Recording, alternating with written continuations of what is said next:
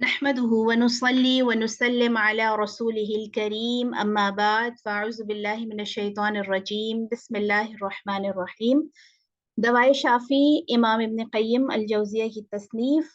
और पिछला जो चैप्टर हमने पढ़ा था उसमें इस चीज़ को डिस्कस किया था कि इंसान से अगर कोई ऐसा गुनाह हो जाए जो कि कबीरा गुनाहों में जिसका शुमार होता है और उसके बाद वो तौबा भी कर ले तो क्या उसकी अल्लाह के साथ या इस्लाम के हवाले से या अल्लाह की नज़र में वही हैसियत रहेगी या उसकी हैसियत बदल जाएगी। यानी तौबा करने के बाद उसका स्टेटस जो है या उसका जो इमेज है अल्लाह की नज़र में वो कैसा रहेगा, ये हमने अपने पिछले सबक में डिस्कस किया था। आज उसी चीज़ को थोड़ा सा आगे मजीद डिस्कस कर रहे हैं कि तौबा करने के बाद ऐसे आदमी को अल्लाह ताला की जानिब से जो कुछ भी मिल जाता है और जो नेमत भी उसे अता की जाती है, छोटी हो या बड़ी, उसे बहुत ज्यादा और बहुत बड़ी नेमत तस्वर करता है। यानी इंसान जब सच्ची तौबा करता है अल्लाह के हुजूर और जब वो अपने गुनाहों पर और अपनी कोताहियों पर निदामत का इजहार करता है तो उसके बाद उसकी कैफियत, यानी तौबा करने के बाद गुनाह को छोड़ने के बाद कैफियत कैसी होनी चाहिए, इस चैप्टर में आप उसको बड़ी डिटेल से पढ़ेंगे। अच्छा, इसकी मिसाल बिल्कुल ऐसे है कि जैसे हमसे कोई गलती हो जाए किसी इंसान के साथ, ठीक है, और हम उससे माफी भी मांग लें, लेकिन माफी मांगने के बाद भी जब कभी आमना सामना होता है तो आप देखिए कि थोड़ी सी इंसान जो है ना वो ऑकवर्ड सिचुएशन फील करता है, सही ना। यानी थोड़ा सा ऑकवर्ड फील करता है, थोड़ा सा अजीब महसूस करता है। इसी तरह जब इंसान सच्ची तौबा करता है, उससे कोई गुनाह होता है और उसके बाद वो सच्ची तौबा करता है तो उसके बाद वो अल्लाह ताला का बहुत शुक्रगुजार इंसान उसको बन जाना चाहिए। ठीक है, यानी सच्ची तौबा की निशानी ही ये है कि उसे जब भी कोई भी कुछ भी मिलता है तो वो उसको बहुत ज्यादा बड़ी नेमत तस्वर करता है और अपनी जात को वो उससे कमतर समझता है और हकीर से हकीर नेमत का भी वो अपने आप को मुस्तहिक नहीं समझता और हर इब्तिला और मुसीबत का अपने आप को अहल और मुस्तहिक समझता है। इसीलिए आप देखिए कि सलफ सालेहीन जो हैं, अल्लाह के नेक बंदे या सहाबा किराम या यानी जो औलिया अल्लाह गुजरे हैं उनकी अगर आप पढ़ते हैं सवाने हयात, उनकी जिंदगी के हालात, कि उनके ऊपर जब भी कोई मुसीबत आती थी तो वो कहते थे ये हमारे अपने ही गुनाहों की वजह से है, ये हम इसको डिजर्व करते हैं, हमारे अपने ही मसाइल हैं, हमारे से ही कोई कमी बेशी हुई है तभी हम पर मुसीबत आई। और आप इसको जरा हम अपनी जात के साथ जरा इसको कंपेयर करें तो हमें ये लगता है कि जब भी मुसीबत आती है तो एक ये वाला भी यानी रवैया होता है कि भाई वाई मी, हमेशा मैं ही क्यों, मुझे ही क्यों अल्लाह ताला चुनते हैं मुसीबत के लिए, है ना। तो जब ये वाला रवैया होता है ना, ये जो कि मुझे ही क्यों ये वाला मेरे पे मुसीबत आ गई, ये असल में इस चीज की निशानी कि इंसान ने सच्ची तौबा नहीं, क्योंकि जब वो सच्ची तौबा कर लेता है ना तो वो अल्लाह के आगे अपने आप को झुका हुआ महसूस करता है, उसको पता होता है मैंने तो बड़े ही गुनाह किए हैं। और मोमिन बंदा जो है, जो अल्लाह ताला पर सही मानों में ईमान रखता है और अल्लाह के साथ अपने आप को जोड़ के रखता है, उसको पता होता है कि मुझसे तो सुबह शाम ऐसी कोताहियां होती हैं, मुझसे तो सुबह शाम ऐसी ऐसी अल्लाह के हक में कमियां हो जाती हैं, इसके बावजूद अल्लाह ताला मुझे दिए जा रहे हैं, मुझे अता कर रहे हैं, मुझे अल्लाह नवाजे जा रहे हैं, तो इसका मैं मुस्तहिक नहीं हूँ इन सारी चीजों का। और अपने आप को यानी देखिए हर हकीर से हकीर नेमत का भी वो अपने आप को मुस्तहिक नहीं समझता और हर इब्तिला और मुसीबत का अपने आप को अहल और मुस्तहिक समझता है। ठीक है, वो अपने अंदर से जस्टिफिकेशन ढूंढता है, यकीनन मेरी वजह से ही मसले हुए हैं, अल्लाह मुझे माफ फरमा दे। बल्कि बड़ी से बड़ी मुसीबत का वो अपनी जात को मुस्तौजब समझता है, यानी रीजन समझता है कि मैं ही हूँ। बल्कि वो ये समझता है कि अल्लाह ने उसके साथ एहसान ही किया है कि गुनाह जुर्म के मिकदार के मुकाबले में से कुछ भी सजा नहीं दी, क्योंकि जुर्म के मुकाबले में जिस सजा के वो लायक था वो ऐसी थी कि बड़े बड़े पहाड़ भी उसे बर्दाश्त नहीं कर सकते, चाहे जायका एक आजिज और कमजोर बंदा। क्योंकि गुनाह अगर छोटे से छोटा भी क्यों ना हो मगर उस अजीम तरीन जात के मुकाबले में है जिससे कोई भी बड़ा नहीं है। गुनाह असल में क्या है? अल्लाह के अहकामात के अगेंस्ट जाना, है ना, अल्लाह के लॉज को तोड़ना, अल्लाह के हुक्मों की खिलाफ वर्जी करना। तो आप देखिए अल्लाह ताला किस कदर अजीम तरीन जात है। दुनिया में आप छोटे से छोटा ट्रैफिक रूल को ही आप देखिए ना, कितना ये नहीं एक ऑर्डिनरी सी चीज है। ट्रैफिक रूल को अगर आप ब्रेक करते हैं तो आपको चालान होता है, आपको उसके उसका उसकी सजा होती है, ठीक है। इसी तरह आप कहीं पर भी किसी इंस्टीट्यूशन में हैं, उनके कोई अगर रूल्स आप ब्रेक करते हैं, पाकिस्तान में तो खैर चूंकि लॉज इतने स्ट्रांग नहीं है, अल्हम्दुलिल्लाह ठीक ही है, लेकिन बाहर के ममालिक में آپ دیکھیں گے کہ آپ کہیں پر स्पिट بھی نہیں कर सकते, थूक भी नहीं सकते, कहीं कचरा भी नहीं फेंक सकते, है ना, उसके ऊपर आपको फौरन से पकड़ हो जाती है। तो आप मामूली सी चीजों के ऊपर भी पकड़ हो जाती है। तो अल्लाह की जात किस कदर बड़ी जात, उसका मैंने अगर हुक्म कोई तोड़ा है या छोड़ा है, ठीक है, उसने ऑर्डर किया हुआ था मैंने छोड़ दिया, तो उसके बदले में फिर मुझे अगर वो कितनी भी बड़ी सजा दे तो वो भी कम है ना, क्योंकि उससे बड़ा कोई भी नहीं, छोटी बड़ी नेमतों का देने वाला वो अकेला है, दूसरा कोई नहीं। उसका मुकाबला किस कदर कबीह, शनीय और नाजायज हो सकता है। यानी अल्लाह से मुकाबला ही है ना, गुनाह क्या है अल्लाह से मुकाबला। अल्लाह ने एक हुक्म दिया मैं नहीं कर रही, तो मैं किससे मुकाबला कर रही हूँ, अल्लाह से। तो ये किस कदर बुरी बात है ना। दुनिया की हर कौम, मोमिन और काफिर, अपने उज़मा, उजला और सरदारों का मुकाबला एक कबीह तरीन हरकत समझती है ना। यानी हर कौम में जो अजीम लोग होते हैं या लीडर्स होते हैं, लोग कहते हैं इनका मुकाबला नहीं हम कर सकते ना, ये तो लोग बड़े हैं। इस किस्म के लोगों का मुकाबला वही आदमी करता है जो सबसे ज्यादा रजील होता है, जिसके अंदर जौहर मुरव्वत नाम को नहीं होता। जब इस किस्म के लोगों का मुकाबला जलील तरीन हरकत है, तो फिर उस जात का मुकाबला किस कदर जलील और रजील हरकत होगी जो सबसे बड़ा, सबसे बाइख्तियार और जमीनों आसमानों का मालिक, हाकिम और सुल्तान माबूद है। अगर उसकी रहमत उसके गजब पर और उसकी मगफिरत उसकी उकूबत पर गालिब ना आती तो सारी जमीन जलजलों से पाश पाश हो जाती, नाउजुबिल्लाह। क्योंकि उसकी रहमत उसके गजब पर हावी है ना। हदीस के मुताबिक अल्लाह की रहमत उसके गजब पर हावी है, उसकी मगफिरत उसकी उकूबत यानी सजा देने पर गालिब है। इसीलिए वो इंसानों को माफ करता चला जाता है। और कह रहे कि अगर वो ऐसा ना होता तो सारी जमीन जो है ना वो टुकड़े टुकड़े हो जाती। अगर हिल्म बुर्दबारी, मगफिरत और बख्शिश ना होती तो बंदों के गुनाहों की वजह से आसमान और जमीन अपनी अपनी जगह से हट जाते और दुनिया तबाह हो जाती।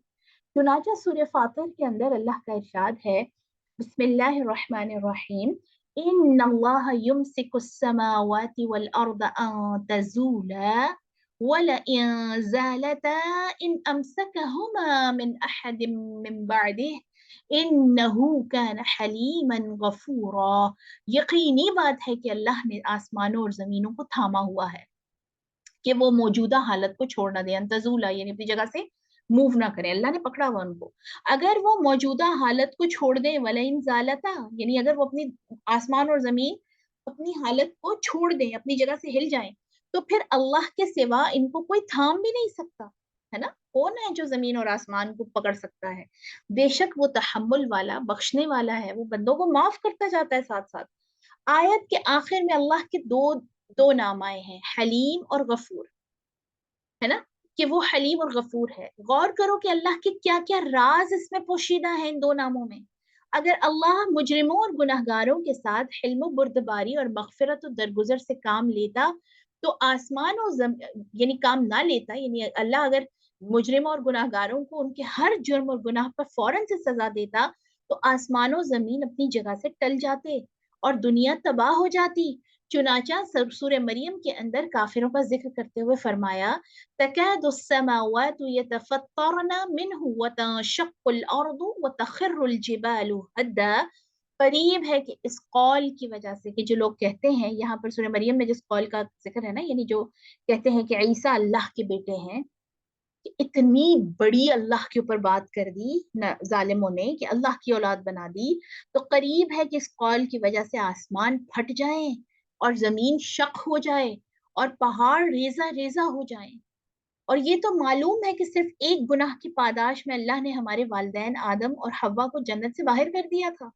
और सिर्फ एक ही गुनाह और एक ही बात की खिलाफ वर्जी की पादाश में इब्लीस को आज तक लाइन करार दे दिया। आप देखें, इब्लीस ने एक ही सजदे से इनकार किया था ना, और इतना खौफ महसूस होता है इस चीज को सोचकर कि उसने एक सजदे से इनकार किया तो अल्लाह ने उसको रहती दुनिया तक रांदा दरगाह कर दिया। और मेरा और आपका हाल देखें, यानी हम कितने सजदे मिस करते हैं, कितने ऑर्डर्स हम ओवरलुक करते हैं, कितनी अल्लाह के अहकामात को हम नजरअंदाज करते हैं, है ना। और उसके बावजूद हम ये समझते हैं कि हम तो डिजर्व करते हैं अल्लाह की सारी नेमतें। उसे आलम मलकूत से खारिज कर दिया और आसमानों से बाहर निकाल दिया, लेकिन फिर भी हम अहमकों का हाल वही है जो किसी शायर ने कहा कि हम गुनाहों पर गुनाह करते चले जाते हैं और उम्मीद ये रखते हैं कि नेमत लाजवाल के साथ यानी नेमतें भी मिले और जन्नत भी मिले। حالانکہ ہم جانتے ہیں کہ ہمارے والدین کو اللہ نے صرف ایک گناہ کی بنا پر اپنے عالم ملکوت سے باہر نکال دیا تھا۔ مقصد یہ ہے کہ بندہ توبہ کرنے کے بعد قبل گناہ سے بھی بہتر ہو جاتا ہے۔ یعنی یہاں پر وہ اس پوائنٹ کی طرف مجھے اور آپ کو لے کر آ رہے ہیں کہ گناہ کے بعد جب انسان پکی توبہ کرتا ہے تو وہ کانشیسنس کی زندگی گزارتا ہے، شعوری زندگی گزارتا ہے۔ پھر اس کو پتا ہے تو ہوتا ہے کہ میں نے جس سے سچی توبہ کی ہے نا، وہ اپنے گناہ کو یاد رکھتا ہے، اس کو پتا ہوتا ہے میں نے بڑے گناہ کیے ہیں، میں اللہ کا بہت اچھا بندہ نہیں ہوں، اللہ نے مجھے معاف کر دیا ہے میرے گناہوں کے باوجود، میری نافرمانیوں کے باوجود وہ مجھے نواز رہا ہے، وہ مجھے عطا کر رہا ہے، وہ مجھے میرا رزق نہیں اس نے چھوڑا، تو یہ اللہ کا مجھ پر احسان ہے، اور وہ شکر گزار رہتا ہے۔ جیسے میں نے آپ کو بتایا نا کہ انسان سے کسی کے حق میں غلطی ہو جائے تو انسان پھر خواہ تھوڑا سا دبا دبا سا رہتا ہے نا؟ تو اللہ کے حق میں جب ہم غلطیاں کرتے ہیں تو ہمیں پھر اتنی اکڑ زیب نہیں دیتی جو ہم رکھتے ہیں اپنی زندگی میں۔ جو درجہ اسے پہلے حاصل تھا وہ اس سے بلند تر مقام پر جا پہنچتا اپنے اس رویے کی وجہ سے کہ شکر گزاری اور ندامت، یہ دو ایسی چیزیں ہیں جو اللہ کو بہت پسند ہیں۔ اور کبھی ایسا ہوتا ہے کہ گناہ اس کی ہمت توڑ دیتا ہے، جس سے اس کے تمام عزائم اور ارادے پست ہو جاتے ہیں اور قلب کی صحت اس قدر خراب ہو جاتی ہے کہ توبہ بھی اگلی صحت تک پہنچنے میں اس کی امداد نہیں کرتی، اس لیے وہ اپنے فوت شدہ درجے کو پھر حاصل ہی نہیں کر سکتا۔ وہ کہتے ہیں کبھی ایسا بھی ہوتا ہے کہ کوئی گناہ اتنے بڑے ہوتے ہیں، کچھ گناہ کہ اس سے تمام تر انسان کے ارادے ختم ہو جاتے ہیں، یعنی وہ توبہ اگلی توبہ تک وہ جانے کی ہمت ہی نہیں کر پاتا۔ کچھ ایسے گناہ ہوتے ہیں، اور خاص طور پر وہ گناہ جس میں آپ نے لوگوں کو انوالو کیا ہوتا ہے۔ تمام اگر آپ اس حوالے سے گناہوں کے حوالے سے پڑھیں جمہور علماء کے جو ان کے جو اوپینینز ہیں، ان کی جو پوائنٹ آف ویوز ہیں، کہ وہ گناہ جو آپ کے اور اللہ کے درمیان ہے، ٹھیک ہے، اللہ کی نافرمانی کوئی کی ہے تو وہ پرسنل ہے نا۔ دیکھیے میرے سے کوئی غلطی ہوئی ہے تو میں اللہ سے جس وقت بھی چاہوں، جس وقت مجھے توفیق ہو، میں رو دھو کے معافی مانگ لوں گی، ٹھیک ہے، اور میں اپنے آپ کو درست کر لوں اور اب دوبارہ سے وہی یعنی اچھے راستے پہ چل پڑوں۔ لیکن اگر میں نے کوئی ایسا گناہ کیا ہے کہ میں نے اپنے ساتھ 4-5 بندے بھی اس میں انوالو کیے ہیں، ٹھیک ہے، میں نے 2-4 لوگوں کو بھی ایڈ کیا ہے، ہم نے مل کے کوئی گناہ کیا ہے، تو میں نے تو توبہ کر لی، واٹ اباؤٹ دی ادرس؟ ان کا کیا ہے؟ ان کو تو میں نہیں، یعنی گناہ میں تو میں نے ان کو اپنے ساتھ ملا لیا، لیکن اب میں ان کو توبہ میں تو اپنے ساتھ نہیں پکڑ کے ملا سکتی نا۔ توبہ تو آپ کی، آپ دیکھیے کہ پرسنل ایک کنڈیشن ہے، آپ کی ذاتی ایک حالت ہے، آپ کو اس چیز کی کوئی گارنٹی نہیں ہے کہ آپ کسی کو اپنی اس توبہ میں ایڈ کر سکتے ہیں یا نہیں کر سکتے نا۔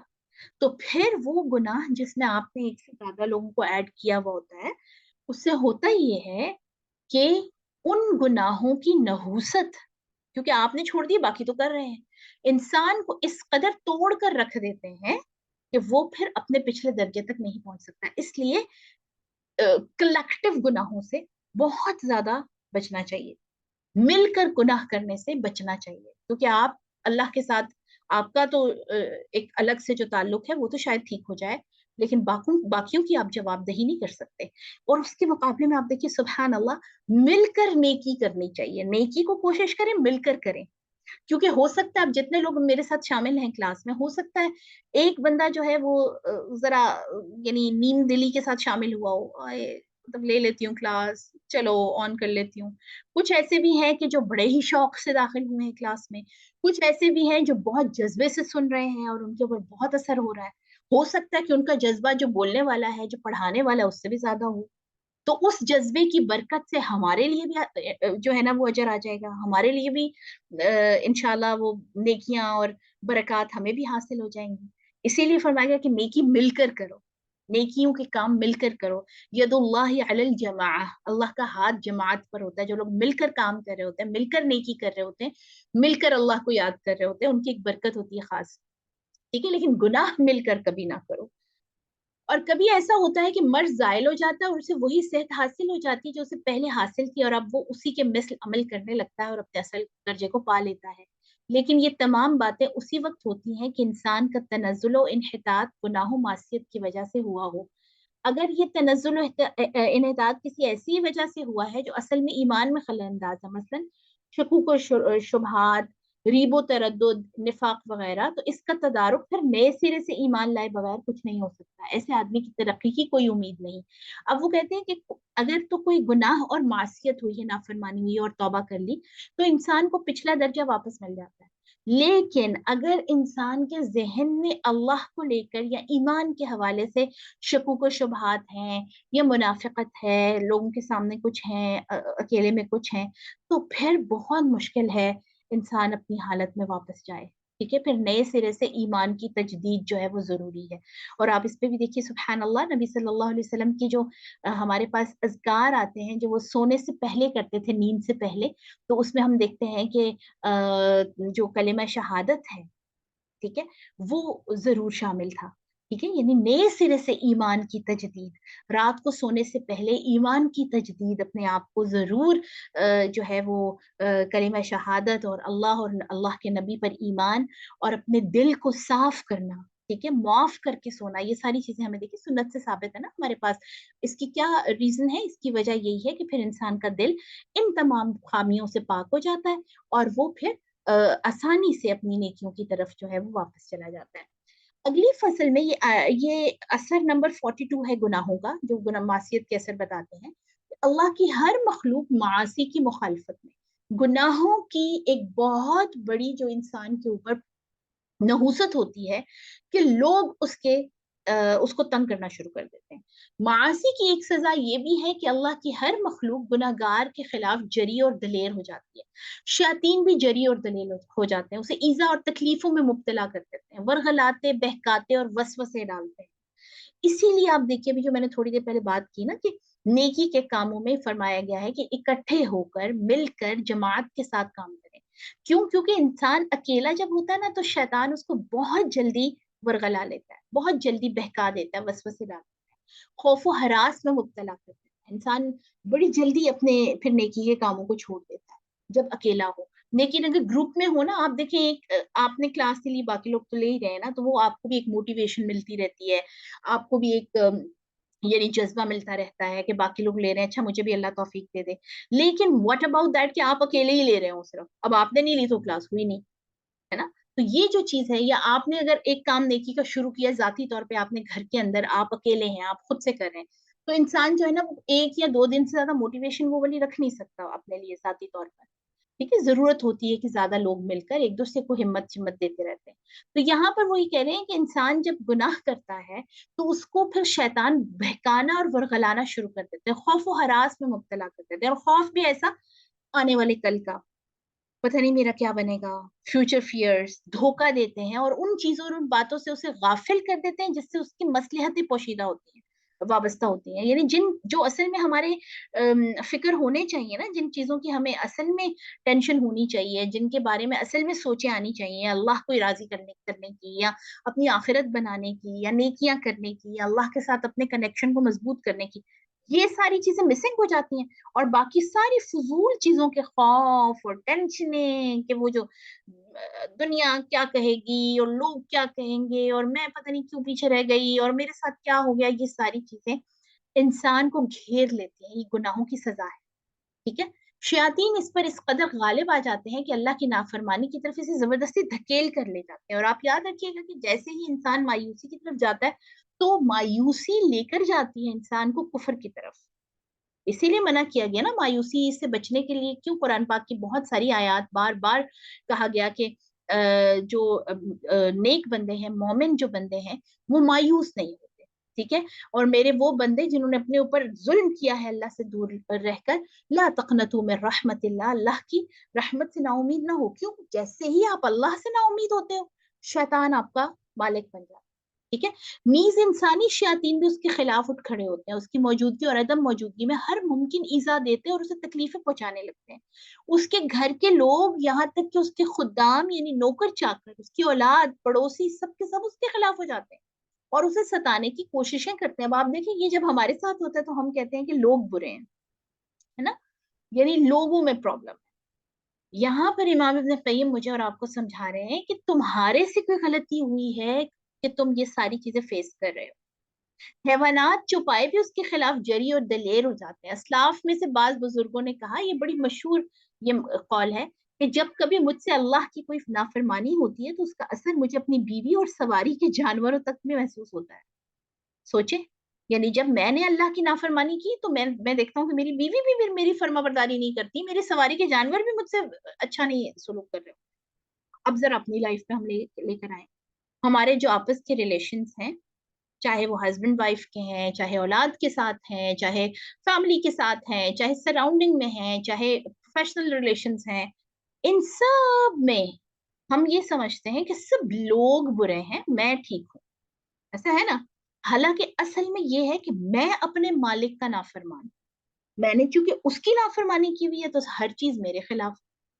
اس کے مقابلے میں آپ دیکھیں گے کہ جو لوگ اللہ تعالیٰ کے فرما بردار ہوتے ہیں، جو لوگ اللہ تعالیٰ کے حکموں پہ چلنے والے ہوتے ہیں، ان کا ایک خاص طرح کا روب ہوتا ہے. یہ نہیں کہ لوگ ان کے آگے پیچھے چلے جاتے ہیں یا ان کے خلاف نہیں ہوتے یا ان کو ستاتے نہیں ہیں، ورنہ تو انبیاء کو دیکھیں، انبیاء والی جو مثالیں کہ سارے انبیاء کو کتنا تنگ کیا نا لوگوں نے، تو وہ تو اللہ کے سب سے چنے ہوئے لوگ تھے. ہوتا یہ ہے کہ آپ کی فیلنگز امپورٹنٹ ہیں. ٹھیک ہے، انسان جو ہے نا وہ اصل میں وہ ہے جو وہ سوچتا ہے، جو اس کی اپنی ذات ہے. میرے اور آپ کے نزدیک دیکھیں، ہمیں موٹیویٹ کرنے والا، ہمیں سہارے دینے والا، ہمیں یعنی دکھی کرنے والا، ہمیں خوش کرنے والا کون ہے سب سے زیادہ؟ ہم خود. ایگری اور ناٹ، ہے نا؟ میں اندر سے جب تک خوش نہیں ہوتی تو چاہے باہر کچھ بھی ہو جائے، بہت اچھے حالات میں بھی ہو، آپ کا منہ لٹکا ہی ہوگا، ہے نا؟ جب آپ کے دل کا ماحول اچھا ہے، آپ دل سے خوش ہیں کسی بات پر، تو چاہے جتنی بھی دکھی بات ہو، آپ کہتے اٹس آل رائٹ. بچے چاہے آپ کو کتنا ہی قیمتی جہیز کا سیٹ جو ہے اس میں سے کوئی چیز توڑ دیں، آپ کہتے کوئی بات نہیں، بس اس کی زندگی ختم ہو گئی تھی، ہے نا؟ اور دوسری طرف آپ دیکھیں کہ جب آپ اندر سے اداس ہیں تو پھر ہو جائے ذرا کسی سے ذرا سی کوئی غلطی تو کیسے اس کی شامت آتی. تو اصل میں جو ہمارے دل کا موسم ہے نا، دل اللہ سے جڑا ہوا ہے نا. اصل میں دل کو بنایا ہی اللہ کے ذکر کے لیے گیا ہے. دل ہے ہی اللہ کا مطیع، دل اللہ کے ذکر کے لیے بنا ہے، اللہ کی یاد کے لیے بنا ہے. اب جب اس دل میں اللہ تعالیٰ نہیں ہے، جب اس میں اللہ کا کنیکشن اللہ کے ساتھ نہیں ہے، فرما برداری نہیں ہے، نیکیاں نہیں ہیں، تو وہ پھر کیا ہوتا ہے کہ ہم آس پاس کے لوگوں کی چیزیں زیادہ محسوس کرتے ہیں، اور لوگ ہمارے خلاف جو بھی کچھ کر رہے ہوتے ہیں ہم اس کو بہت فیل بھی کر رہے ہوتے ہیں، اور پھر لوگوں کی کو بھی جرت ملتی ہے. دوسری طرف یہ ہوتا ہے کہ ایک خاص طرح کا اللہ تعالیٰ روپ ڈال دیتے ہیں پرسنالٹی میں. لوگ کر تو رہے ہیں لیکن آپ کے سامنے کرنے کی ہمت نہیں رکھتے، پیچھے سے پھر بات کرتے رہتے ہیں. اسی طرح حکام اس کے خلاف اقدام کرتے ہیں اور عدل و انصاف کی مسند پر بیٹھ جاتے ہیں تو اس پر پوری پوری حدود جاری کرتے ہیں اور سخت ترین سزائیں دیتے ہیں، اور خود اس کا نفس ہی اس کے خلاف جری ہو جاتا ہے کہ شیر کی طرح اس پر حملہ آور ہوتا ہے اور اسے مشکلات اور دشواریوں میں مبتلا کر دیتا ہے، اور اسے اس قدر مجبور بے دست و پا کر دیتا ہے کہ کبھی وہ نیکی کا ارادہ بھی کرے تو نفس سرکشی کرتا ہے، اتباع نہیں کرتا، بات نہیں مانتا، ہے نا؟ اسے خامخواہ گھسیٹ کر اسی طرف لے جاتا ہے جہاں اس کی ہلاکت و تباہی کے سارے سامان موجود ہوتے ہیں. اکثر آپ دیکھیں گے کہ جن لوگوں کو اللہ تعالیٰ معاف کرے ڈرگز لینے کی عادت ہے، ان کی کتنی ریہیبس ان کو کرواؤ، ان کی کتنے علاج کرواؤ، وہ پھر وہیں پر جاتے ہیں حالانکہ ان کو پتا ہے کہ اس میں ہمارے لیے ہلاکت تباہی. کیوں؟ کیونکہ توبہ سچی نہیں ہے، کیونکہ نیکی کے ساتھ انوالومنٹ نہیں ہے. ادھر سے تو ریہیب کروا دیا، ایک برائی تو چھڑوا دی، لیکن برائی چھڑوانا کافی نہیں ہے، نیکی میں انوالو ہونا زیادہ ضروری ہے. برائی تبھی پرماننٹ چھوٹے گی جب آپ نیکی میں پرماننٹ ایڈ ہو جائیں. ٹھیک ہے، یہ وہ کہتے ہیں ایسا کیوں ہوتا ہے؟ اس لیے ہوتا ہے کہ اطاعت الہی، عبادت خداوندی رب العالمین کا ایک مستحکم اور مضبوط قلعہ ہے. ٹھیک ہے، اطاعت، اللہ کی اطاعت اور اس کی عبادت کرنا یہ ایک بہت بڑا مضبوط قلعہ ہے. اس میں جو بھی داخل ہو جاتا ہے اسے امن مل جاتا ہے. کتنی اچھی اگزامپل دی ہے نا، جیسے کیسل ہے، بہت بڑا مضبوط قلعہ ہے، جو بھی اس میں داخل ہو گیا اس کو امن ہے. جو اس سے باہر نکل جاتا ہے اس پر ڈاکو راہزن حملہ کر دیتے ہیں. جیسے میں نے بھی آپ کو بتایا، جب آپ نیکی چھوڑتے ہیں تو لوگوں کا ایک نوالا بن جاتے ہیں. معاصی اور گناہ، یعنی اصل میں یہ ہمیں انڈرسٹینڈ کرنے کی ضرورت ہے میری بہنوں، کہ نیکی کرنا یا نیکی کے کاموں میں انوالو رہنا ہمیشہ، یہ اللہ کی کے اوپر میرا احسان نہیں ہے، یہ اللہ کی ضرورتیں نہیں ہیں، یہ میرے خالق کی ضرورتیں نہیں ہے کہ میں نیکی کروں. یہ کس کی ضرورت ہے؟ میری، مجھے ضرورت ہے، ہمیں ضرورت ہے کہ ہم اپنے آپ کو اس طرح سے ایک مضبوط قلعے میں اللہ کی عبادت اور اطاعت کے ذریعے دے دیں تاکہ ہمیں آس پاس کے ڈاکو رہزن جو ہے وہ تنگ نہ کرے. معاصی اور گناہ جس قسم کے اور جس درجے کے ہوں گے، اسی قسم کی اور اسی درجے کی آفتیں اس پر حملہ آور ہوں گی، जिन्हें कोई रोक नहीं सकता। ये तो इस किताब में इतनी बार उन्होंने कहा है ना, ठीक है, क्योंकि ये किताब आप देखिए इसका जो बैकग्राउंड है वो लिखी उन्होंने उस खत के जवाब में थी जिसमें उस शख्स ने ये पूछा था कि मैं बार बार तौबा करने के बावजूद उस गुनाह से नहीं निकल पा रहा, ठीक है। और वो मैंने आपको इसको एक्सप्लेन किया था कि वो एक आदमी जो है वो एक आदमी ही की मोहब्बत में गिरफ्तार, यानी नाजायज मोहब्बत। तो उसने कहा मैं बड़ी कोशिश भी कर रहा हूँ लेकिन निकल नहीं पा रहा। तो अब सुभान अल्लाह, इमाम इब्न क़य्यिम ने उसके जवाब में आप देखिए कितने एंगल से उसको समझा, और उनके उसके जो वास्ते से हमें हम सबको समझा रहे हैं कि जितने भी आपकी जिंदगी में गुनाह हैं, जिस टाइप के भी हैं उसी टाइप की आप पर आफतें आएंगी जिनको कोई नहीं रोक सकता। जिक्र इलाही, इताअत खुदाबंदी, सदका खैरात, जोहला को हिदायत तलकीन। जोहला से क्या मुराद है? जोहला से मुराद ये है कि आपको जब रियलाइजेशन हो जाए, अब जैसे मैं और आप अगर पढ़ रहे हैं ये, और हमें महसूस हो रहा है कि ये कितना जरूरी है ना अंडरस्टैंड करना, ये बातें समझना कितना जरूरी है, तो जिनको नहीं ये पता उनको बताइए कि भाई आइए ये बातें सुनिए, ये समझिए। क्यों? क्योंकि ये बहुत जरूरी है। अमर बिल मारूफ और नही अनिल मुनकर, दूसरों को तलकीन करना। जब इंसान दूसरों की भी फिक्र पाल लेता है ना अपने साथ, यानी अब मुझे पता चल गया कि ये काम जो है नेकियों के अंदर जुटे रहना और मुसलसल लगे रहना, ये कितना ज्यादा नेसेसरी है, कितना ज्यादा जरूरी है। अब बाकी लोगों को भी तो पता चलना चाहिए ना, बाकी लोग भी तो अल्लाह के बंदे हैं। और आसपास मेरे कितने सारे लोग हैं जो उदास रहते हैं, जो परेशान रहते हैं, जो दुखी हैं। उनके उस दुख को मैं खत्म करने के लिए क्या कर सकती हूँ कि उनको मैं उस मजबूत कनेक्शन से जोड़ दूं, जहां से मुझे होप मिली है, जहां से मुझे उम्मीद मिल रही है, जहां से मुझे रोशनी मिल रही है, मैं उनको भी जोड़ दूं ताकि वो भी रोशनी लेते रहें। ये है अमर बिल मारूफ और नही अनिल मुनकर। ऐसी जबरदस्त और मुकद्दस चीजें हैं कि वो बंदे की हिफाजत इस तरह करती हैं जिस तरह इंसान की कुव्वत आने वाले या आए हुए मर्ज की मुकावमत और मुदाफत करती रहती है। ये यानी जो इंसान की इम्यूनिटी है, आप देखिए अल्लाह पाक ने कुव्वत मुदाफत रखी हुई है ना हमारे अंदर, सुभान अल्लाह। तो वो क्या काम करती है कि ये जो छोटे मोटे इन्फेक्शंस हैं, छोटे मोटे जर्म्स हैं, छोटी मोटी बीमारियां, उनसे हमारी हिफाजत करते हैं। अगर ये कुव्वत खत्म हो जाए तो मर्ज पूरी कुव्वत से हमला करता है और फिर बिलाखिर उसे हलाक कर डालता है। आदमी के लिए वो कुव्वत जरूरी है जो दिफा कर सके। मोमिन की इम्यूनिटी नेकियों से बढ़ती है। हम देखिए हम अपनी इम्यूनिटी को बढ़ाने के लिए, कुव्वत मुदाफत को बढ़ाने के लिए, अब जैसे जैसे एज थोड़ी आगे जाती है तो हमें डॉक्टर्स कहते हैं कि भाई आप 30+ हो गए हैं तो अब आपको ये वाइटामिन लेने चाहिए, आप फुला एज में चले गए हैं तो आपको फुला वाइटामिन चाहिए, आपको फुला चीजें चाहिए, आपको फुला एक्स्ट्रा जो है वो अपनी डाइट में चीजें शामिल करनी है कि आपकी इम्यूनिटी अच्छी हो जाए।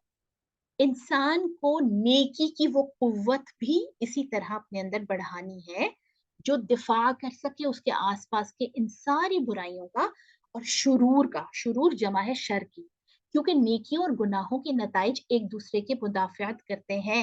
जो गालिब आ जाता है उसी का हुक्म चलता है। नेकियों के भी रिजल्ट्स हैं, गुनाहों के भी रिजल्ट्स हैं। जो रिजल्ट्स ज्यादा होंगे और स्ट्रांग होंगे वो दूसरे को दबा लेंगे, है ना। जैसे हदीस में आता है कि इंसान जब सदका करता है और अल्लाह के रास्ते में सच्चे दिल और नियत से सदका करता है, तो वो सदका इंसान के ऊपर आने वाली मुसीबत को रोक लेता है।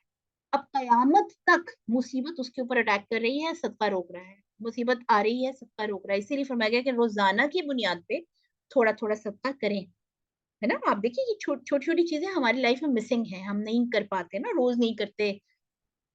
इसीलिए आप देखिए आज के दिन की जो मुसीबत थी, आज के दिन की जो आफत आनी थी, हमने उसके उसको रोकने के लिए क्या किया? फिर इसी तरह अज़कार हैं, इसी तरह फिर आपके नवाफिल हैं, इसी तरह फिर कुरान, और इसी तरह जो नेकियों के बाकी काम हैं, ये ज़िक्र वगैरह की महफ़िलें, इनके अंदर हमारी इन्वॉल्वमेंट है, लर्निंग है, सीखना है, सिखाना है। तो ये अगर जितने ज़्यादा ये नेकियों के काम होंगे, गुनाह के न को उसी तरह वो फिर पीछे करते चले जाएँगे। जो गुनाहों के रिज़ल्ट्स हैं ना, उनको फिर दूर करते चले जाएँगे। लेकिन जो गालिब आ जाता है उसी का हुक्म चलता है। अगर गुनाहों के रिजल्ट्स ज्यादा है तो जाहिर है वो फिर नेकियां, छोटी छोटी नेकियां, उनको तो वो फिर पीछे कर देते हैं ना। अहले ईमान की जानिब से अल्लाह ताला हमेशा मुदाफियत करता रहता है। और ईमान नाम है कौल व अमल का, तो जिस कदर कुव्वत ईमानी ज्यादा होगी, कुव्वत मुदाफियत भी ज्यादा होगी। जितना ईमान ज्यादा होगा, बुराइयों से बचने की ताकत भी उतनी ही ज्यादा होगी। इसी ईमान को ज्यादा करने के लिए फिर जो हदीस से हमें حدیث سے بہت سارے طریقے ملتے ہیں، جن میں سب سے زیادہ ضروری فرائض کی ادائیگی ہے. فرائض کے بعد قرآن کے ساتھ آپ کا تعلق ہے. قرآن جو ہے نا میری بہنوں، مسلسل آپ کو بوسٹ کرتا ہے. جیسے چارجرز ہوتے ہیں نا، یہ ہم موبائل کی بیٹری ڈیڈ ہو جائے، کم ہو جائے، تو ہم فٹافٹ چارجنگ اس کی کرتے ہیں نا. قرآن مجید ایمان والوں کے لیے ایک چارجر ہے، یعنی ان کو چارج کرنے والا ہے. جتنی چارجنگ آپ کی کنٹینیوسلی ہوگی، آپ کی بیٹری فل رہے گی، آپ کی بیٹری بھاگے گی، دوڑے گی، قوت مدافعت زیادہ ہوگی. بیٹری آپ کی لو ہے، چارجنگ کم ہے، چارجر سے آپ جڑ نہیں رہے، تو آپ کی پھر قوت مدافعت بھی اسی طرح سفر کرے گی. 43 امپیکٹ جو ہے، یعنی 43 اثر گناہ کا. 43واں گناہ قلب اور نفس مطمئنہ، اس چیپٹر کا ٹائٹل دیا ہے. معاصی کی ایک سزا یہ بھی ہے کہ معاصی بندے کے معاد و معاش کی ضروریات میں خلل اور رخنے پیدا کر دیتے ہیں. اچھا، یہ بہت اہم یعنی ایک بات ہے اور ایک لیسن ہے اس چیپٹر میں، کہ آج کے دور میں آپ دیکھیے کہ ہم سارے کے سارے معاد و معاش سے مراد ہے فائنینشیل اور سوشل، ٹھیک ہے، مسائل کے شکار ہیں. ایسا ہے یا نہیں؟ اب امام ابن قیم کہہ رہے ہیں کہ مسائل یہ جو ہیں معاد و معاش کے، یہ معاصی کی سزا ہوتے ہیں. ہر انسان اس امر کا محتاج اور سخت محتاج ہے کہ وہ اپنے معاد و معاش، آخرت اور دنیا کے مفادات و نقصانات کو زیادہ سے زیادہ سمجھنے کی کوشش کرے. اور معاصی اور گناہ اس معرفت و سمجھ سے انسان کو قطعاً محروم کر دیتے ہیں. ٹھیک ہے، یعنی انسان اس گناہوں کے اثر کی وجہ سے اس چیز کو انڈرسٹینڈ ہی نہیں کر سکتا کہ اس کی زندگی میں جو مسائل آ رہے ہیں، یا اس کی زندگی میں جو چیلنجز ہیں، یا جن چیزوں کو لے کر وہ پریشان ہو رہا ہے، اس کی ریزنز کیا ہیں، اس کی وجوہات کیا ہیں. اور ان امور کی تفصیل سب سے زیادہ وہی جان سکتا ہے جو معاد و معاش کی معرفت زیادہ رکھتا ہے. اور سب سے زیادہ قوی عقل مند وزیر وہی ہے جو اپنے نفس و ارادہ پر غالب اور حاوی ہو، اور اپنے ارادے کو اسی جگہ استعمال کرے جہاں اسے نفع مل سکے، اور ان چیزوں سے باز رہے جن سے اس کو نقصان پہنچتا ہو. اور اس بارے میں لوگوں کی ہمتیں، معرفت و ادراک، مقامات و منزلیں مختلف اور متفاوت ہیں. یہ جو مقامات اور منزلیں اور یہ ساری چیزیں نا، یعنی یہ تصوف کی چیزیں ہیں. جس وقت انسان اللہ کے راستے میں نکلتا ہے تو پھر مختلف اس کو یعنی اس کی لائف میں مختلف چیپٹرز آتے ہیں، اور ان چیپٹر سے گزرتے گزرتے گزرتے پھر وہ آخری منزل تک اللہ کو کی رضامندی تک پہنچتا ہے. یہ صوفیہ کرام کا خیال ہے. تو یہ اس کے حوالے سے انہوں نے بات کی ہوئی ہے. سب سے بڑا عارف وہ ہے، عارف کا مطلب ہوتا ہے پہچان رکھنے والا، ٹھیک ہے، یعنی جو اس چیز کو ریکگنائز کر سکے کہ جو سعادت و شقاوت کے اسباب کی پوری پوری معرفت رکھتا ہو. یعنی وہ کہہ رہے ہیں سب سے زیادہ ہم تو یہ کہتے ہیں نا دنیا کے معاملات میں کہ سب سے زیادہ سیانہ وہ ہے، سب سے زیادہ سمجھدار وہ ہے جس کو دنیا چلانی آتی ہو. یہاں پر وہ کہہ رہے ہیں کہ سب سے بڑا سمجھدار وہ ہے جس کو پتا ہو کہ کن چیزوں سے وہ خوش نصیبیاں حاصل کر سکتا ہے اور کن چیزوں سے اس کی لائف میں مشکلیں اور مصیبتیں آ سکتی ہیں. سب سے بڑا دانشمند اور زیرک اور راز آگاہ وہ ہے جو شقاوت کے مقابلے میں سعادت کو ترجیح دے. ٹھیک ہے، یعنی آپ دیکھیے کچھ ایسی خوشیاں ہوتی ہیں جو بہت ہی ٹیمپرری ہوتی ہیں، وقتی ہوتی ہیں. کچھ ایسی چیزیں ہوتی ہیں جو آپ کو تھوڑی سی دیر کے لیے انہوں نے اوپر کرنا ہوتا ہے اور اس کے بعد آپ ہمیشہ کے لیے نیچے گر جاتے ہیں. ٹھیک ہے، اب جو سمجھدار انسان ہے وہ ایسی چیزوں کو کبھی بھی پریفر نہیں کرے گا، بلکہ وہ اس کے مقابلے میں سعادت کو ہمیشہ اوپر رکھے گا. اور جو بے وقوف ہے وہ سعادت کے مقابلے میں شقاوت کو ترجیح دے گا، یعنی بدبختی کو ترجیح دے گا. انسان کو اس علم کی تحصیل میں جن امور کی ضرورت ہے، یعنی وہ کہتے ہیں یہ نالج کیسے مل سکتا ہے، کیسے ہمیں پتہ چل سکتا ہے کہ سعادت کیا ہے، شقاوت کیا ہے، ہماری خوش نصیبی کیا ہے اور بد نصیبی کیا ہے. تو وہ کہتے ہیں کہ اس میں جن چیزوں کی ضرورت ہے ان میں معاصی اور گناہ اس کے ساتھ خیانت کرتے ہیں. یعنی گناہ کی وجہ سے انسان کو یہ نالج سمجھ میں ہی نہیں آ سکتا، اس کو یہ باتیں پتہ ہی نہیں چل سکتی، وہ ان چیزوں کی ادراک اور جان اس کی یعنی انڈرسٹینڈنگ ہو ہی نہیں سکتی. انسان اپنی آخرت کے اعلیٰ اور اشرف اور دائمی حصے کو دنیا کے خسیس ادنا فانی منقطع ہونے والے حصے کے عوض ضائع کر دیتا ہے. ٹھیک ہے، یعنی گناہ انسان کی عقل پر ایسا پردہ ڈال دیتے ہیں کہ وہ اپنی آخرت کو کمپرومائز کر دیتا ہے اس تھوڑی سی دنیا کے لیے. ہم سارے کرتے ہیں یا نہیں کرتے ہیں؟ آپ دیکھیے، ہے نا. ہماری پریفرنسز دنیا ہے نا ساری، یعنی پریفرنسز ہماری دنیا کے حوالے سے ہیں. آخرت کے حوالے سے تو ہم بہت کم اپنی ترجیحات رکھتے ہیں. ہم کوئی بھی دنیا میں کام کرنے لگے تو اس میں ہم سب سے پہلے کیا دیکھتے ہیں؟ آخرت کا فائدہ دیکھتے ہیں، دنیا کا فائدہ دیکھتے ہیں. ہم تو دنیا کا فائدہ دیکھتے ہیں کہ دنیا کا اس میں فائدہ ہے تو کام کرتے ہیں، نہیں تو نہیں، چھوڑ دو. آخرت تو اللہ تعالیٰ ٹھیک کر ہی دیں گے، ہے نا. تو وہ کہہ رہے ہیں کہ اصل میں یہ تو بے وقوفی ہے. عارف تو وہ ہے کہ جو یہ دیکھے کہ بڑا فائدہ کس چیز میں ہے، زیادہ ٹائم کہاں رہنا ہے ہم نے.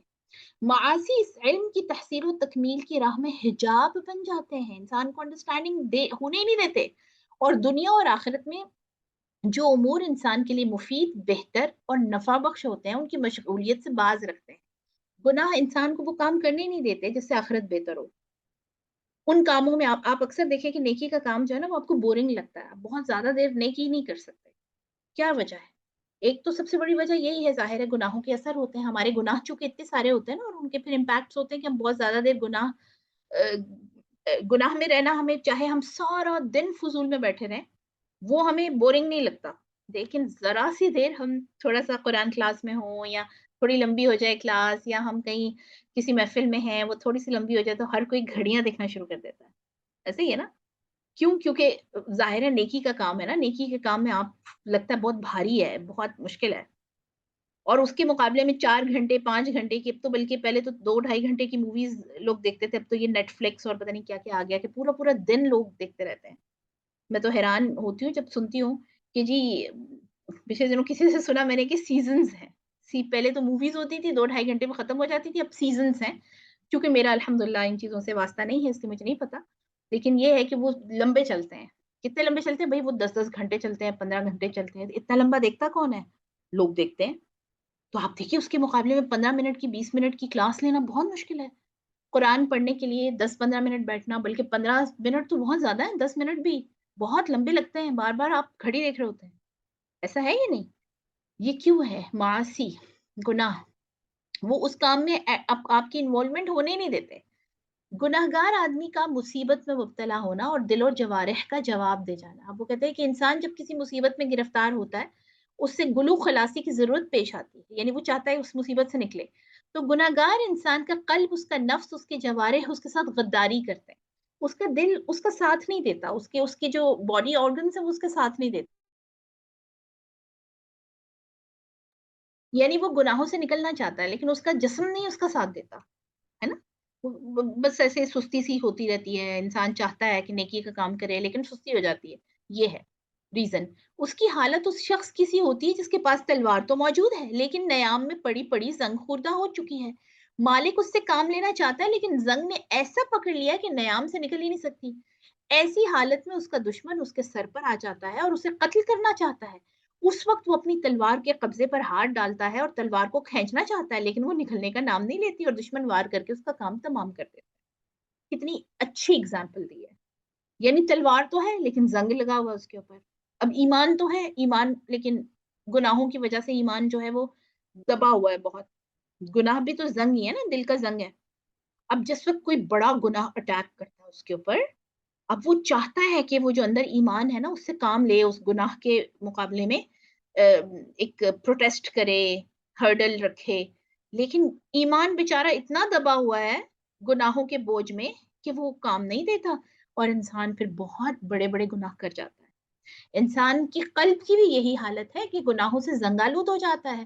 معاصی سے وہ اپاہج ہو جاتا ہے کہ جب اسے دشمن سے یعنی گناہوں سے یا شیطان سے لڑنے کی ضرورت پیش آتی ہے تو مقابلے کے لیے اس کے پاس کوئی چیز نہیں ہوتی.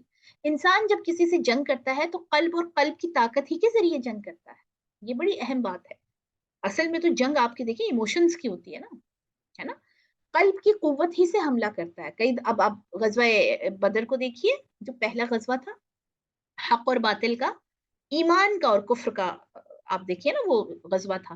کفر کی اتنی بڑی تعداد، اتنے ان کے پاس ہتھیار، 1000 سے زیادہ لوگ آرمی، اور اس طرف ایمان یعنی مسلمانوں کی 313 لوگ، کچھ تلواریں، چند تیر.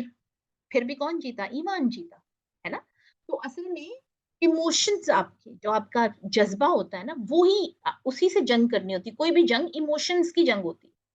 قلب کی قوت سے ہی حملہ کرتا ہے, قلب ہی کی طاقت سے اقدام کرتا ہے. جسم اور جسم کے اعضاء تو قلب کے تابع ہوتے ہیں, اور جب دل کے پاس, قلب کے پاس جو جسم اور جوارح کا بادشاہ ہے, ٹھیک ہے, وہ کہتے ہیں دل ہمارے جسم کا اور آرگنز کا بادشاہ ہے, جب اس میں قوت اور طاقت نہیں ہوگی تو وہ مدافعت کیا کر سکتا ہے اور کیسے کر سکتا ہے جبکہ بادشاہ ہی سرے سے موجود نہ ہو, ہے نا. اب ہمارے جیسے لوگوں کا تو یہ حال ہے نا کہ بادشاہ صاحب تو ہے ہی نہیں, جیسے نگران حکومت ہے, نگران حکومت بھی نہیں ہے, خالی ملک پڑا ہوا ہے. اب وہ تو پھر جس نے حملہ کیا اس کا ہو گیا, ہے نا, جو جدھر لے کے چلا وہ ادھر ہی چل پڑا. یہی حال ہمارا ہے. جو حال قلب کا ہے, ہمارے سے مراد یہ ہے کہ یعنی ہم میجورٹی تو اسی طرح کی کنڈیشن سے گزرتے ہیں نا میری بہنوں. اللہ تعالیٰ ہمیں ان ساری چیزوں سے نکالے. لیکن اصل میں یہ ایک دیکھیں, اس کتاب کا نام ہی دوائے شافی ہے, یعنی آپ کو ہیل کرنے والی میڈیسن, آپ کا علاج کرنے والی دوائی ہے نا. تو علاج کرنے کے لیے پہلے آپ کو اپنے ڈائگنوزس تو کرنے ہیں نا, آپ کو مسئلہ کیا ہے یہ تو نکالنا ہے نا اپنے اندر سے. اب ہمیں, مجھے اور آپ کو یہ سارا سن کے اپنے مسئلے کو سامنے رکھنا ہے. بھائی میرا مسئلہ یہ ہے کہ مجھے, جیسے مثال کے طور پر ہم ڈاکٹر کے پاس جاتے ہیں تو اپنا مسئلہ بتاتے ہیں کہ میرا مسئلہ یہ ہے کہ مجھے پچھلے کئی دنوں سے بخار ہے, یا پیٹ میں مسئلہ ہے, یا نزلہ ہے, یا یہ. تو مسئلہ تو پہلے نکال کے رکھیے اپنے سامنے, کیا مسئلہ کیا ہے. دوائے شافی یہ اتنی خوبصورت تحریر ہے, اللہ تعالیٰ اجر دے امام ابن قیم الجوزیہ کو, کہ ڈائگنوزس بھی کر رہے ہیں اور ساتھ ساتھ ہیل بھی کر رہے ہیں. پہلے آپ کو بیماریاں بتا رہے ہیں کہ کیوں ایسا ہو رہا ہے, ٹھیک ہے, کیونکہ دل کے اندر ہمت ہی نہیں ہے. دل جو ہے وہ پروٹیسٹ ہی نہیں کر سکتا, دل آگے سے کوئی کسی بھی طرح کی ریزسٹنس ہی شو نہیں کرتا, اس کے اوپر اٹیک ہوتا ہے گناہوں کا فٹافٹ کرنے لگ پڑتا ہے. کیوں نہیں ہے؟ کیونکہ اس میں ایمان نہیں ہے. جو حال قلب کا ہے وہی حال نفس کا ہے. نفس شہوات و خواہشات, معاصی اور گناہوں کی وجہ سے خبیث اور ناپاک ہو جاتا ہے, اور اس کی تمام قوا یعنی قوتیں ختم ہو جاتی ہیں. یہاں نفس سے مراد نفس مطمئنہ ہے, اس لیے کہ نفس امارہ تو شہوات و خواہشات اور گناہوں سے اور زیادہ قوی, مضبوط, دلیر اور درندہ صفت بن جاتا ہے. قرآن میں نفس کی 3 قسمیں بتائی گئی. نفس امارہ یعنی گناہوں کی طرف لے کر چلنے والا. دوسرا نفس کا جو حصہ ہے نفس لوامہ, یعنی گناہ ہو جائے تو نفس, انسان کے نفس کے اندر ہی یہ والی خوبی پائی جاتی ہے کہ وہ اس کو ملامت کرتا ہے, وہ اس کو بار بار پنچ کرتا ہے, یہ تم نے کیا کیا, جس کو ہم ضمیر کہتے ہیں, ٹھیک ہے, یہ نہیں ہونا چاہیے تھا, یہ کیوں کر دیا. نفس لوامہ ہی کی وجہ سے انسان توبہ کی طرف آتا ہے, اور جب انسان توبہ کر لیتا ہے تو نفس مطمئنہ بن جاتا ہے. اب وہ کہہ رہے ہیں کہ نفس مطمئنہ تک اس لیے پہنچ ہی نہیں سکتے کیونکہ نفس ہمارا اتنا اسٹرانگ ہے کہ نفس لوامہ والی بات ہی نہیں آتی. وہ جو ملامت کرنے والا نفس ہے نا, جو گناہوں کے اوپر مجھے اور آپ کو سمجھائے کہ یہ کیوں کر دیا تم نے, وہ والا تو بےچارہ دبا ہوا ہے. نفس ہمارا ہی سب سے زیادہ اسٹرانگ ہے. اور یہ مانی ہوئی بات ہے کہ نفس امارہ قوی اور طاقتور ہو جاتا ہے, اور نفس مطمئنہ جب اس طرح موت کے گھاٹ اتر جاتا ہے تو اس کے بعد اس کی زندگی کی کوئی توقع نہیں رہتی. سمجھ لو کہ وہ دنیا میں بھی مر چکا اور برزخ میں بھی مر چکا ہے, اور اب اسے آخرت میں بھی کوئی زندگی نصیب نہیں ہو سکے.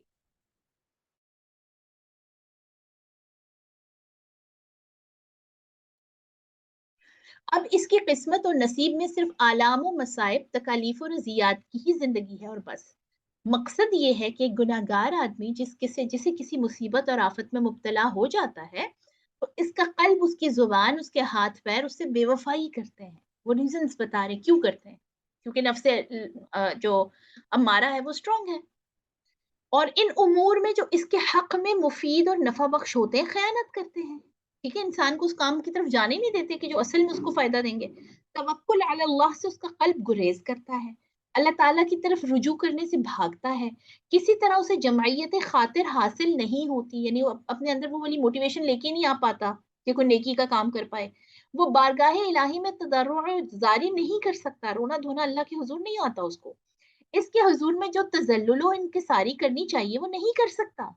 ذکر الہی میں اس کی زبان اس کی مطاوعات سے گریز کرتی ہے, یعنی نہیں ساتھ دیتی, ذکر میں اس کا دل ہی نہیں لگتا. اور اگر وہ زبان سے اللہ کو یاد بھی کر لیتا ہے تو قلب کی جمعیت مفقود ہوتی ہے. قلب و زبان یکسو نہیں ہوتے کہ ذکر لسانی قلب پر اثر انداز ہو, اور وہ کلمہ جو اس کے ذکر اور ورد میں زبان پر جاری ہوتا ہے اس میں بھی قلب اور زبان یکسو نہیں ہوتے ہیں نا. ہم یہ دیکھیں یہ حالات کہ نماز تو پڑھ رہے ہوتے پتہ ہی نہیں کیا پڑھ رہے ہیں. بلکہ جب زبان ذکر الہی یا دعا میں مصروف ہوتا ہے تو اس کا قلب یکسر اس سے غافل اور بے خبر ہوتا ہے. زبان سے تو کہہ رہے ہیں، ہاتھ ہل رہے ہیں، تسبیح پہ پھیر رہے ہیں، لیکن دل سے وہ ولی جو ایک یعنی اللہ کی طرف جو دھیان ہے وہ نہیں ہو پاتا، اور اس سے ادھر ادھر بھٹکتا رہتا ہے. دل کہیں سے کہیں لے جاتا ہے ہمیں، دوران ذکر، دوران نماز، دوران تلاوت. اگر اعضائے جوارح کے ذریعے وہ قلب کی اعانت کرنا چاہتا ہے تاکہ اس کی مصیبتیں دور ہوں، تو قلب اس کی اطاعت نہیں کرتا. یعنی اگر وہ اپنے آپ کو یعنی رکھنا بھی چاہتا ہے فوکسڈ، تو نہیں رہ پاتا. اس قسم کی تمام باتیں گناہوں کی وجہ سے پیدا ہوتی ہیں. اس کی تمثیل یوں سمجھیے کہ ایک بادشاہ ہے جس کے پاس بہت بڑا لشکر ہے. اس لشکر سے وہ دشمنوں سے پوری طرح مدافعت کر سکتا ہے، لیکن اس نے اسے بیکار کر رکھا ہے. خوراک، پوشاک، ضروریات پوری نہ کر کے اس کو کمزور بنا کے رکھا ہوا ہے. اب لشکر تو بہت بڑا ہے لیکن اس نے اس کو اسٹرانگ ہی نہیں کیا. اور جب اس پر دشمن حملہ آور ہوتا ہے، اس فوج سے وہ دشمن کی مدافعت چاہتا ہے. اب بتاؤ یہ کمزور فوج کس طرح دشمن کی مدافعت کرے گی؟ ہے نا؟ لشکر تو کتنا بڑا ہے لیکن اس کو ریڈی کر کے نہیں رکھا. اسی طرح وہ کہتے ہیں کہ موت کے وقت نعوذ باللہ اعضاء اور قلب انسان سے بے وفائی کر جاتے ہیں. یہ معاصی اور گناہوں کا ایک پہلو ہے، لیکن اس سے زیادہ خوفناک، درد انگیز، تلخ ترین ایک اور پہلو ہے کہ انسان جب اس دنیا سے رخصت ہو کر بارگاہ الہی کی طرف جانے کی تیاری کرتا ہے تو حالت نزا اس پر طاری ہوتی ہے، اور اس کا قلب اور زبان دونوں اس سے بے وفائی کرتے ہیں. بعض اوقات اس کے منہ پر کلمہ شہادت تک جاری نہیں ہوتا، اور اس کا مشاہدہ اکثر لوگ کر چکے ہیں. بعض لوگوں کو حالت نزا میں کہا گیا کہ لا الہ الا اللہ، تو ان کی زبان سے نکل گیا آہ آہ، مجھ میں یہ کہنے کی قدرت نہیں. نعوذ باللہ. کسی کے سے کہا گیا کہ لا الہ الا اللہ کہو تو اس کے منہ سے نکلا شاہ اور رخ، تم سے بازی رہ لے گیا. یعنی شاہ اور رخ شطرنج کے موروں کا نام تھا، وہ شطرنج کھیلنے کا عادی تھا تو اس کے منہ سے وہی نکلا. اسی طرح کسی سے کہا کہ لا الہ الا اللہ کہو تو اس نے گانا گانا شروع کر دیا، کیونکہ وہ ساری زندگی وہی کام کرتا رہا. ٹھیک ہے. پھر کہنے لگا تم مجھے کیا تلقین کر رہے ہو، اس سے مجھے کچھ فائدہ نہیں ہوگا، دنیا کا تو کوئی گناہ میں ترک نہیں کروں گا اس کے بعد اس کی جان نکل گئی. کسی دوسرے سے کہا گیا کہ تو اس نے جواب دیا اس سے مجھے کوئی فائدہ نہیں ہوگا، مجھے نہیں یاد پڑتا میں نے کبھی نماز پڑھی، اور اس کے بعد اس نے جان دے دی.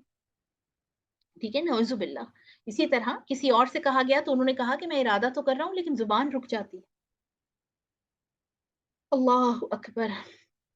اسی طرح کہتے ہیں کہ ایک گداگر جو ہے نا، یہ بھکاری، ان سے کہا گیا تو اس نے کہا اللہ کے نام پر ایک پیسہ، اللہ کے نام پر ایک پیسہ. اسی حالت میں عمر گیا.